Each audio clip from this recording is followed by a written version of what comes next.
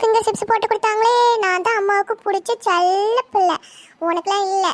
Quack quack quack. அம்மா, உன் வேலையவே நீ காமிச்சிட்டு பார்த்தியா? வேலை வைக்கிறதுக்கு நான் மட்டும்தான் சந்தியான்னு என்ன கூப்பிடுறது. நல்லா திங்கிறதுக்கு தீனி மூட்டை அவளுக்கு மட்டும் நல்லா செஞ்சு கொடு. சிப்பாங்க ரெண்டு பேரும். என்கிட்ட ரெண்டு பேரும் பேசவே பேசாதீங்க. பாருப்பா இவங்கள. வாப்பா, எனக்கு எதனா ஸ்நாக்ஸ் வாங்கி கொடுப்பா, கடைக்கு போகலாம். அம்மாடி, ரெண்டு பேரும் சண்டை போடாம சாப்பிடுங்கடா. எல்லாம் உங்களுக்கு தான். உன் அம்மா ரெண்டு பேத்துக்கு தான் பண்ணி கொடுத்தா. அவ உன்னை வச்சுக்கிட்டு சும்மா விளையாட்டுக்காண்டி கோவப்படுத்திட்டு இருக்கிறா. கண்ணு, போய் அக்காளுக்கு கொடு.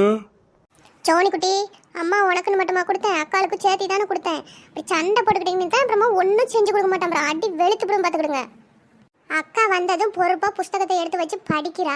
நீ வந்ததும் ஏதாவது திங்கிறதுக்கு செஞ்சு கொடுமா, பசிக்குதுமா அப்படி இப்படின்னு கேட்டுவிட்டு அவளுக்கும் போய் கொடுன்னா எனக்கு மட்டும்தான் செஞ்சு கொடுத்தாங்க பாத்தியான்னு அவளை உட்காந்து வெறுப்பேற்றிக்கிட்டு இருக்கிறேன். அப்புறம் என்ன பண்ணுறோன்னு எனக்கே தெரியாது. போ, அவளுக்கும் கூட ரெண்டு பேரும் தின்னுங்க.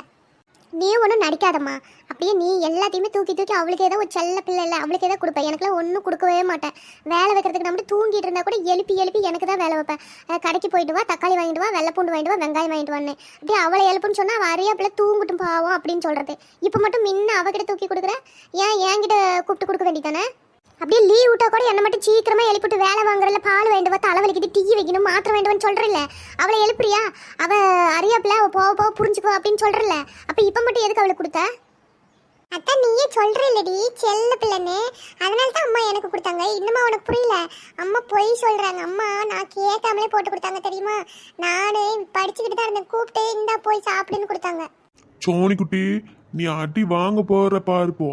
அப்போ அடிக்கிற பிள்ளைகிட்ட உரண்டு எழுதுகிட்டே இருக்காத. போய் ரெண்டு பேரும் சேர்ந்து சாப்பிட்டுட்டு போய் படிக்கிற வேலையை பாருங்க.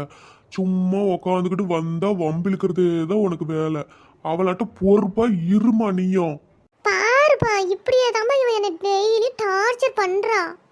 சரி அழுவாத. என்னமோ போனா போதேன்னு கொஞ்சமா தாரேன், இந்தா.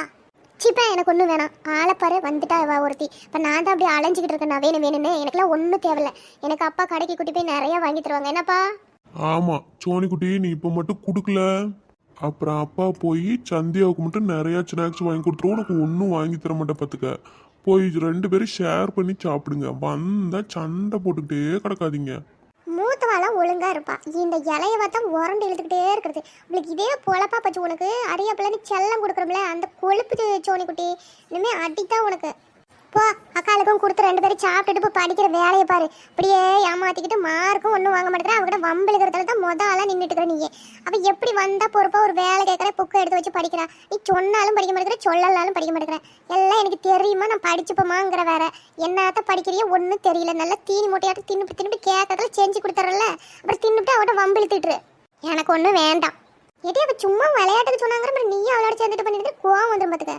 சந்தையில சும்மா விளையாண்டேன். ரெண்டு பேருக்கு தான் அம்மா கொடுத்தாங்க. இன்னும் தேவையில்லைன்னு சொல்லிட்டேன் நானு. போ, வேணாண்ணா, நானே சாப்பிட்றேன். எனக்கு என்ன போகுது?